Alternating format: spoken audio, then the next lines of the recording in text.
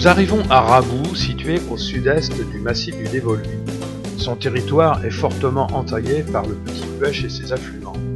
Commune montagnarde, elle dispose de rares terres cultivables. Une grande partie de sa surface est rocheuse et couverte de végétation rase. Desservie par une petite route sinueuse, l'intérieur de la commune ne dispose que de chemins muletiers. Et c'est justement l'un de ces chemins muletiers que nous allons emprunter pour nous rendre à Chaudun, village abandonné par la totalité de ses 112 habitants à partir de 1896. Ce chemin muletier se faufile dans les falaises dominant les gorges du Petit Buëch. Son nom évoquerait les bancs de roches dont il utilise les rares saillies pour s'incruster dans la montagne.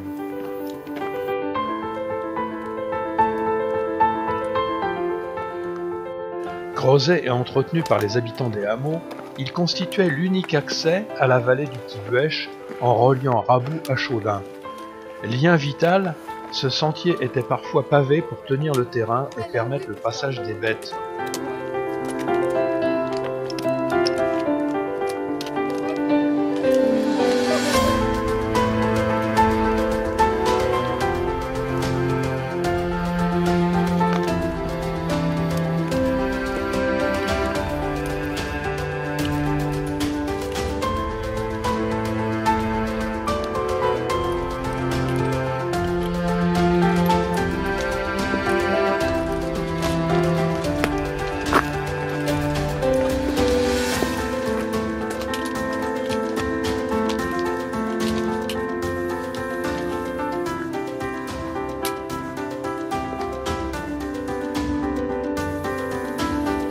Après chaque hiver, des travaux de restauration étaient indispensables.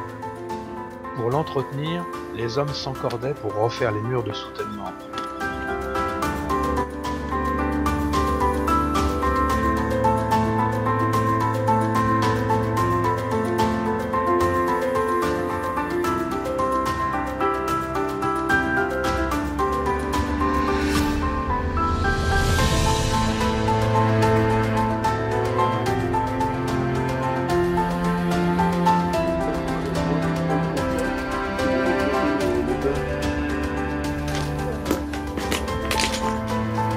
Allez, un beau trou là.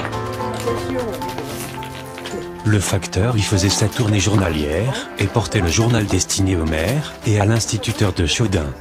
L'hiver interrompait ce service lorsque l'itinéraire devenait trop dangereux.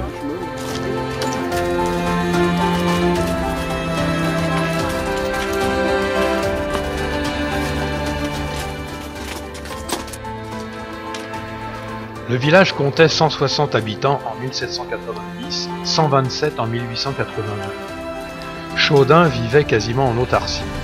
Le vallon au-dessus du village était propice à quelques cultures et surtout au pâturage du bétail. Mais Chaudun pâtissait de son isolement et de l'extrême difficulté des communications. On raconte qu'une jeune fille du village, envoyée chercher un médecin en hiver pour sa grand-mère, mourut en route.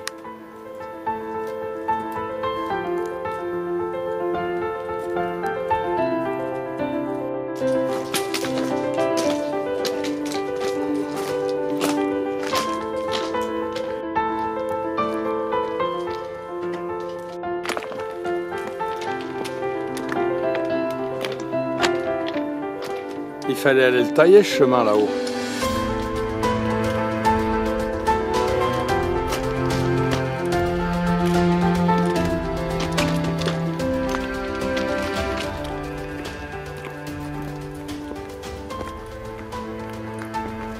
Sujet au vertige, s'abstenir.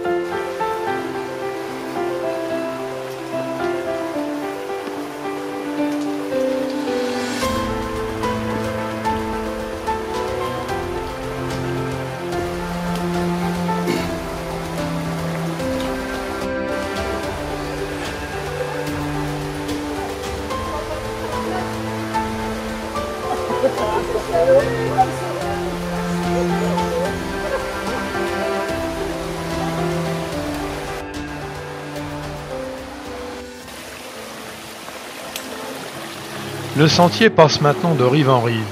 Heureusement, le petit Buèche est en étiage, car tous les ponts ont disparu avec les crues. Et pendant que le petit groupe progresse, parlons un peu de ce village. Chaudin occupait le vallon supérieur du petit Buèche. Au centre d'un large vallon de forme circulaire, le cirque de Chaudin est ceinturé de sommets dépassant les 2000 mètres, dont le pic de Glaise à l'est. Les accès sont limités et difficiles, surtout en hiver. L'érosion et le surpâturage avaient entraîné un appauvrissement des sols. Les habitants étaient obligés d'aller chercher très haut quelques terres cultivables. Le 28 octobre 1888, les habitants de Chaudin envoient une pétition relativement longue et explicative sur leurs conditions de vie au ministère de l'Agriculture. Notre village est enfoui sous les neiges pendant 8 mois de l'année. Privé de communication, enfoncé dans les replis abrupts de rochers dénudés, le mulet est la seule bête que nous puissions employer avec sécurité pour le transport de nos approvisionnements. Nous vivons presque au jour le jour. C'est-à-dire que notre pauvreté ne peut parer aux éventualités et qu'aujourd'hui la plus triste misère règne dans nos maisons. Vaincus par l'indigence, nous avons l'honneur de proposer au gouvernement l'achat du territoire de notre commune. La vente eut lieu en 1895 pour une somme de 186 000 francs or.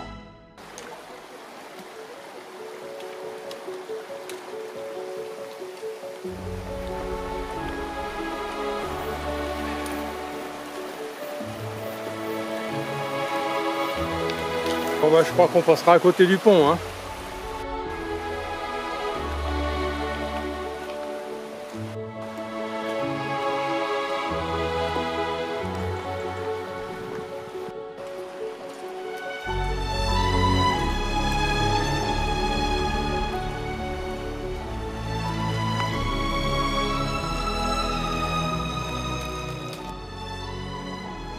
Quand les gens ont dû quitter leur village, ils ont tous pleuré et n'auraient plus voulu partir. Mais il était trop tard. Il fallait tout abandonner, en laissant, comme il était prévu dans le contrat de vente, la porte de leur maison ouverte. Ils prenaient conscience à cet instant précis du geste de trahison qu'ils venaient d'accomplir. Le jour du départ, une femme décède en cours de chemin. Tous partirent bien tristes. En février 1896, la ville de Gap demande que l'église, la mairie, l'école soient vidées totalement et les portes ouvertes. Les eaux et forêts vont récupérer les bâtiments. Et en 17 ans, 4 millions d'arbres seront plantés pour reboiser le vallon.